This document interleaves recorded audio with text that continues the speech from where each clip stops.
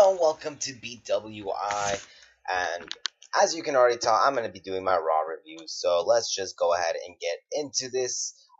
Before I start off, I would like to say that Raw this week was a lot more pleasant than last week's. It was a bit more entertaining, had a bit more wrestling, and I was less annoyed with it. But I still have my little tidbits here and there, but I'm not going to mention them at all in this video because I think that a wrestling fan that complains too much is one that just has way too many high hopes and needs to stop complaining. So I'm not going to complain about all the little stuff, but it was a bigger, better improvement than last week. So that being said, let's go ahead and review the beginning of the show, and it opened up with Roman Reigns coming out, of course, the U.S. champion coming out with the title, and as the U.S. champion, well, as Roman being the U.S. champion, you gotta believe that somehow, somewhere, Rusev and Lana were gonna get involved. And, well, that was Lana. Lana came out and said that she wanted to do a negotiation. Before that, Roman was cutting a promo, though, about his bloodline and stuff. And when Lana comes out and interrupts him, thank you, Lana chants were starting. So people obviously did not like Roman at all. And I gotta say that never mind. I was about to talk about the bloodline part, but that'll be for a later time. But yeah, Lana ended up saying she wanted to negotiate with Roman that Rusev was gonna evoke his rematch clause sometime or whatever. So Roman didn't let Lana talk. Of course, Lana was trying to do her thing, but you know, she couldn't because Roman was just being really terrible at mic skills. So it ended up being that Rusev had to come out and like they had to, of course, do what they had to do, brawl. And Roman ended up standing tall though with a Superman punch after just appearing from behind Rusev in the stage area after he was thrown to the fans. So he went all the way around, pretty quick. But yeah, that was the beginning. That was the opener of the show. This is probably the few little part that I said didn't really make so much sense. Like they should have just announced it in a different way because Lana coming out here not being able to say what she was gonna negotiate kind of bothered me. It was kind of one of those things where it was like pointless the way they did it and left me on a cliffhanger. And now I really want to know what was Lana gonna negotiate. But whatever, it's up in the air. It's gonna be Roman Reigns versus Rusev at Hell in a Cell in Hell in a Cell. So that's our first match for HIAC. And apparently it's going to be a Raw exclusive brand, so looking forward to that. Up next, we get a video package for TJ Perkins versus the Brian Kendrick, with the match coming up right after. And so the match is pretty cool, pretty fast paced, I guess. But in the end, Brian Kendrick ended up tapping out TJ Perkins in a non-title win. So that's obviously going to be a something is going to play a role. It's going to play a role. Obviously, there's going to be a match at Hell in a Cell. Really obvious. So earlier in the pre-show and throughout the whole night, there was going to be a sit-down interview with Seth Rollins and Michael Cole talking about the rib injury. Didn't pay so much attention into this, but because I don't never pay attention to these things, to the interviews. I just love watching wrestling. But of course, Rollins is ready. He's still the man, and he's saying that Kevin Owens is a little bitch, basically. Excuse my language. My bad. But yeah, that was basically it of that. Um, I don't know what do you guys think? Do you guys like the sit down interviews? Do you guys think that adds more depth into the person doing them, or do you think they're a bit boring and just redundant and irrelevant? Like I don't like them. I don't like them. I just think that it makes it look cheesier. It makes it look very, very, I don't know. To me, I just cringe on it because I want to watch wrestling. So yeah. So that's that of it. We go into our next match of the night, the jobber match, or a squash match, I mean, with not Nia Jax. We only had one women's match tonight, which I'll get into later on, which was the main event, which is pretty cool. Braun Strowman versus Chase Silver, which for some reason, I don't know why, I keep thinking that the next guy they're gonna put on for Braun Strowman is gonna do something effective, but they never do. So The outcome of the match was pretty simple. I gotta say that they delivered a couple of brutal spots that I just kind of like, ooh, like I just felt it. And I'm starting to be more invested in Braun Strowman, especially because after the win, Byron Saxton, my bad, I was about to call him Brian. Um, Byron Saxton ended up doing an interview with Braun Strowman, asking him what is next for you, Braun. And that being said, it ended up saying that, will Foley better give me a real competition next week, or there might not be a next week. So Braun's music hits and he makes his exit. That was basically um, the match. That was basically the match. But it was interesting. This is what I'm invested of more than anything. I'm happy that they're gonna give Braun an actual opponent. So let's go ahead and comment down below. Who do you think is going to be Braun Strowman's opponent? Hopefully I don't know who it's gonna be. I would think I would say Brock Lesnar, but no, you know, there may be a chance Luke Harper, right? That's Luke Harper. Um,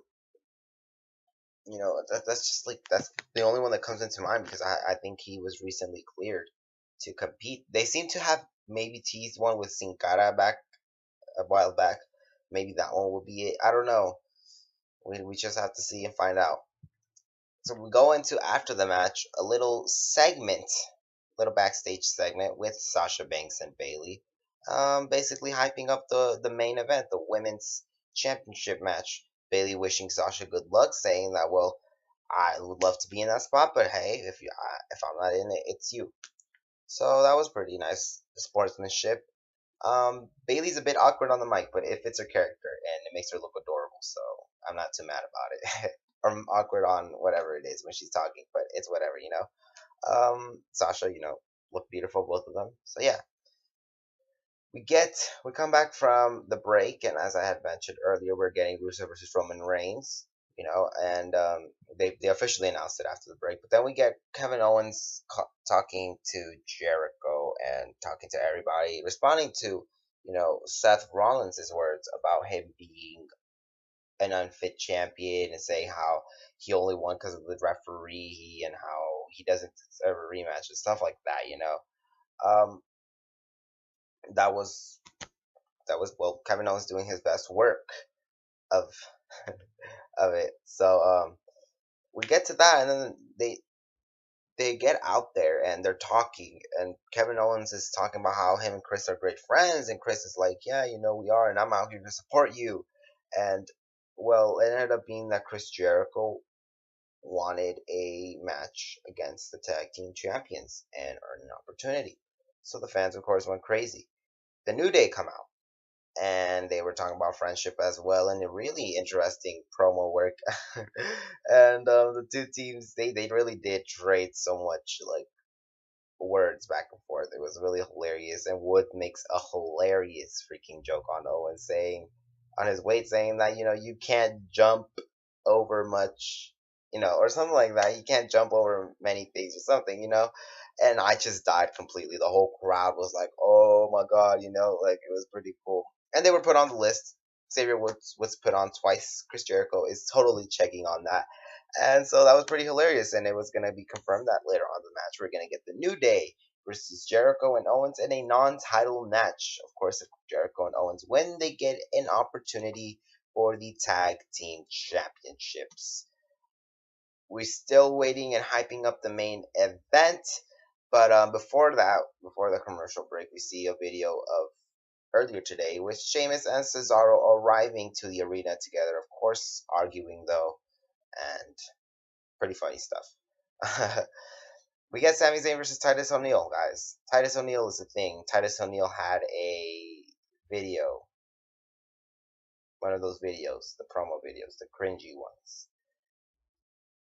Yay. Talk about the Titus brand and hashtag win or something like that. I gotta say though, I was starting to like Titus O'Neil. I really was. I really was starting to get interested with him, and then I don't know if Vince is still mad, but Am I just looking too much into this? Am I liking the wrong kind of people? But no, in all seriousness, I hope Titus O'Neil goes to SmackDown. That being said, of course, Sami Zayn won.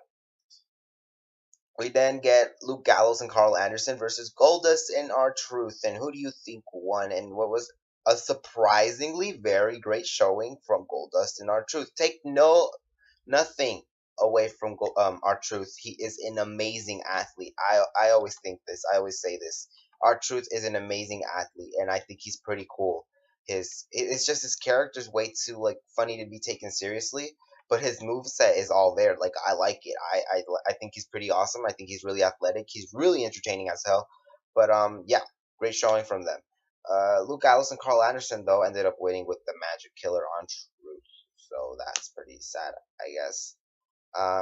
They were Goldust was checking on R-Truth until they ended up giving Goldust a Magic Killer as well. So we get to backstage, and Jericho and Owens bump into Ashton Kutcher and Danny Masterson from that '70s show, Hyde and I was about to say Fez. Oh my god! Right? I don't know. I think I might have messed that up. Anyways, so we get that. We get a little segment, and then we go on to the ring with Enzo and Big Cass talking about the cancer survivors and the Susan G. Coleman, and a really entertaining, cool segment. Not gonna lie, they presented them some belts, saying that they were champions, and pretty generous from the WWE. The three ladies were, of course, one of them actually was, I guess, a wrestling fan because she knew all of Enzo More's and Big Cass's words, and their promos. So it was, a pretty cool segment, like I said. The New Day versus Chris Jericho and Kevin Owens comes after the commercial break, after that little thing, the little segment. Um, I'm gonna go into too much of this, but point is, at one point when they were doing too much double team, they needed somebody to come out, and of course Kofi was at ringside. But why not have Seth Rollins run down and distract the dirty heels?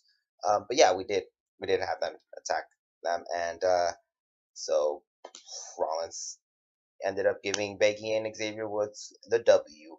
But after that, he would hit a pedigree on Jericho after Kevin Owens ran out of the ring. So yeah, big statement made by Rollins. Of course, he wants the title completely.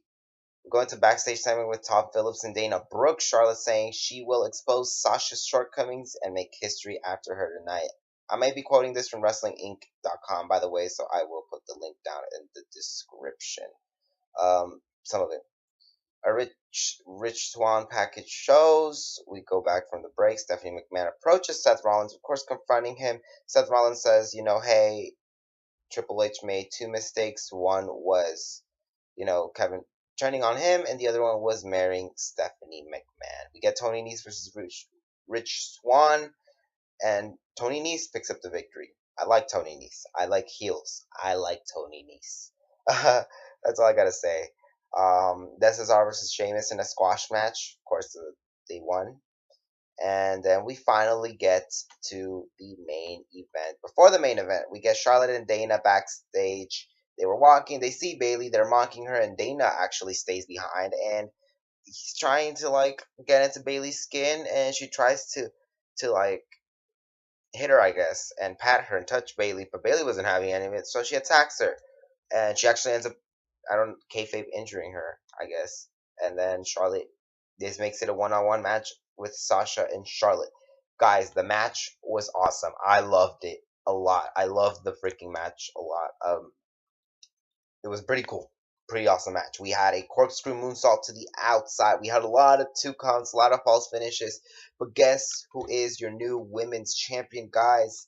Sasha Banks won the title yet again. So my only problem with this is that it seems that we're doing the Paige and AJ Lee thing all over again, but that's not going to be the case anymore. At least I hope so. But yeah, I was rooting for Sasha. I don't think Charlotte needs to be champion any more than the freaking 87 years that she was champion. But glad Sasha Banks won. I really am. I like Sasha a little bit. They do get annoying to me sometimes. She does get annoying to me, but she is at the end of the day one of my favorite women's wrestlers of this era, and she never really fails to deliver it. And it's one of those things that she has a lot of heart, and she will she does have a lot of heart. So yeah, pretty awesome match. And now while we're sticking with the whole women's division, and this match was the main event for in more than 12 years, since 2004 was the first ever women's main event match. Since 2004, of course, talking about Trish and Lita, I believe. Yes, Trish and Lita. Um, but now that I'm sticking with the women's division to close out this little Raw review, Emma will be coming soon, returning soon. They showed a video package, but seems they changed her gimmick yet again. Didn't quite get her other gimmick. I guess it was just heel Emma. But this Emma is sassy new bad girl Emma named Emmalina. So leave that down in the comments below. What do you think of this? As I'm getting ready to say goodbye. Well, until next time, bye. What do you think of Raw? You know, leave it down in the comments below. I thought it was more entertaining than last week, and SmackDown seems to be a promising show tomorrow. We'll just have to wait and see. Until next time, adios.